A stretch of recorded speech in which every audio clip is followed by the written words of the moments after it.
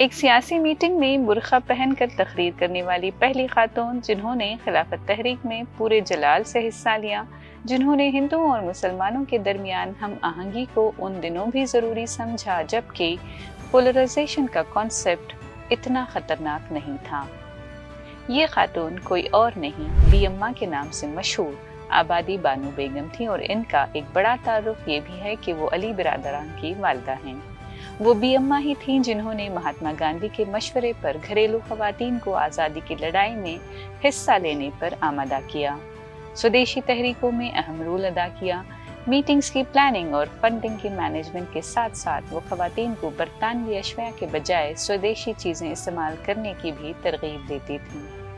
بیگم حسرت موہانی، سرلا دیوی چودھرانی، بسنتی دیوی اور سروجنی نائیڈو کے ساتھ مل کر آبادی بانو بیگم نے سودیشی مہم پر زبردست کام کیا۔ آبادی بانو بیگم وہ کم عمر بیوہ تھیں جنہوں نے اپنی اولاد محمد علی جوہر اور شوکت علی کی پرورش کی اور تعلیم و تربیت کی وہ عمدہ مثال قائم کی کہ ان کے دونوں صاحبزادے کسی تعارف کے محتاج نہیں، جو علی برادران کے نام سے مشہور ہیں۔ 1924 میں جب آبادی بانو بیگم کا انتقال ہوا تو انہوں نے ہر عمر کے ہندوستانیوں کے ذہنوں پر ایک دیر پا نقش چھوڑ دیا۔ حکومت پاکستان نے بھی ان کی کاوشوں کو نظر انداز نہیں کیا، جبھی تو ان کے انتقال کے 66 سال بعد تحریک آزادی میں ان کی شراکت کو تسلیم کرتے ہوئے ان کے اعزاز میں ایک یادگار ڈاک ٹکٹ بھی بنایا ہے۔ امجدی بیگم آبادی بانو بیگم کی بہو یعنی محمد علی جوہر کی بیوی تھیں۔ امجدی بیگم کو ہمیشہ ہی بی اماں نے آزادی کی سرگرمیوں میں شامل ہونے کی صلاح دی، لہٰذا اپنی ساس اور شوہر کے ساتھ امجدی بیگم نے بھی تحریک آزادی میں بڑھ چڑھ کر حصہ لیا، اپنے شوہر کے ساتھ تمام سیاسی میٹنگز میں شرکت کی اور یہاں تک کہ خواتین کو آزادی کی لڑائی میں حصہ لینے کی ترغیب دینے کے لیے وہ ایک ایک خاتون سے بذات خود بات کرتی تھیں۔ رپورٹ کے مطابق لندن میں پہلی گول میز کانفرنس کے دوران امجدی بیگم اپنے شوہر کے ساتھ شریک تھیں۔ محمد علی جوہر کے انتقال کے بعد خلافت اور آزادی کی مہموں میں وہ اپنی ساس کے ساتھ قدم سے قدم ملا کر چلتی رہیں۔ مسلم لیگ کی پہلی ورکنگ کمیٹی کی واحد خاتون رکن بھی بنی، جس میں 25 کے 25 میل رکن تھے۔ 1937 میں آل انڈیا مسلم لیگ نے اپنی سالانہ اسمبلی لکھنؤ میں منعقد کی۔